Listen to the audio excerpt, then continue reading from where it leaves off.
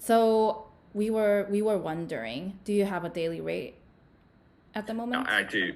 I do, yes. It's 10,000 sterling. This is Seoul, home to the headquarters of Hanson Consulting, a South Korean company with plans to expand into the UK and Europe.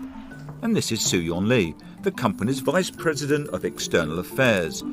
She's trying to recruit British MPs to join the company's International Advisory Board and has been conducting job interviews on Zoom. Can you see me? Oh, not yet. I can't see you yet. There we go. Hello? Oh, hello there. Very nice to meet you. Good morning, how are you? Great, hi, how are you? What these MPs don't know is that Hanson Consulting doesn't actually exist. It's been entirely made up by led by donkeys. It has no headquarters, there's no advisory board, no clients, no money and no staff. Oh, and Soo-yeon Lee is an undercover reporter. I'm Anthony Barnett, and for many years I've been investigating the financial interest of politicians of all main parties. I was approached by Led by Donkeys to help them conduct an experiment after the recent scandals over MPs and their second jobs. In the middle of a cost of living crisis, when people need their MPs more than ever, would a serving Member of Parliament still consider taking a job furthering the interests of a foreign company on top of their constituency duties? And how much would they want to be paid? Second jobs have been in the news a lot in recent years. The Owen Paterson scandal shook the House of Commons. Former Attorney General Sir Geoffrey Cox faced criticism for earning hundreds of thousands of pounds working as a lawyer. And then Matt Hancock took a six-figure sum to go into the jungle. Even Rishi Sunak said he was outraged at that, throwing Hancock out of the Conservative Parliamentary Party. I've been very clear that I was very disappointed with the decision he made. I think there's lots for us all to be getting on with at this time, and that's what I think people should be focused on. It's not against parliamentary rules for MPs to have second jobs or third jobs, and there are no restrictions on how much they can earn. In fact, some claim MPs having second jobs brings important experience into the House of Commons.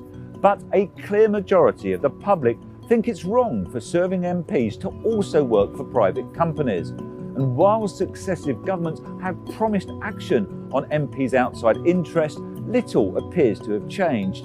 Dozens of MPs now earn lucrative fees from second jobs, and as long as they don't lobby for those that pay them or provide paid parliamentary advice, they're not breaking any rules. And maybe that's the problem. Now Led by Donkeys wanted to know if the recent backlash around MP second jobs had changed anything. There was only one way to find out. First, we needed a name for our fake business. We chose Hanson Consulting from South Korea. We knocked up a website describing ourselves as a boutique advisory firm providing tailored and holistic consultancy services, whatever that means. And then we added some testimonials from non-existent clients who wax lyrical about how brilliant we are at doing whatever it is that we do. Then we paid a few £100 for a fake virtual office, and just like that, Hanson Consulting was formed. It just needed some British MPs for its International Advisory Board. We scrutinised the parliamentary register where MPs list their financial interests, and we examined their track records. We approached 20 MPs in total. Because the vast majority of MPs' outside income is earned by Conservative members of Parliament, we contacted 16 Tories, 2 Labour, 1 Lib Dem and 1 Independent MP. We emailed asking if they were interested in joining our International Advisory Board from April as we expanded into the UK and Europe. We said we wanted them to attend 6 board meetings a year in the UK, Europe and South Korea, in person or virtually, and to be available for one-off meetings. And we made it clear we wanted them for their political backgrounds to provide expert insight to help our clients navigate the shifting political, regulatory and legislative frameworks in the UK and Europe. We sent the emails to their parliamentary offices, sat back and waited. 12 MPs didn't get back to us, 2 politely declined, 1 expressed interest and went quiet, but 5 were interested enough to find time in their diaries for an exploratory meeting.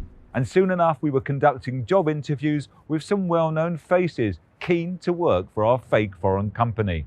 We would like to talk about arrangements of fees. I mean, do you have a daily rate? Yeah, I mean, a yearly rate. Yes. I mean, I would say as an MP, obviously I don't need to earn a king's ransom, but I would do anything less than for about $10,000 a month. Dollars or pounds? Well, pounds sterling. Sterling's okay. 10,000 pounds a month. Yeah. Okay. That sounds. What sort of ballpark are you looking at? Actually, we were looking into. I mean, this is just a number that's in front of me. I put it down in my memo, so I'm just looking into it. So actually, we were looking into 8,000 to 12,000 pounds a day. Yeah. Okay. Okay. How many days a month is that? I mean, we have 6 board meetings, but it's just that Okay. Yeah, there will be more, okay. more days back and forth. So Yeah, we're not a million miles off. Yeah, okay. I mean, 8 to 10,000 a day. That's fine. But I'm thinking if there are 12 days that I do a year, that's 12. That's the numbers we can work. We can work with the numbers. But Okay. but yeah, 8 to yeah. hourly rates, maybe. I mean, do you have any number in mind that you were thinking?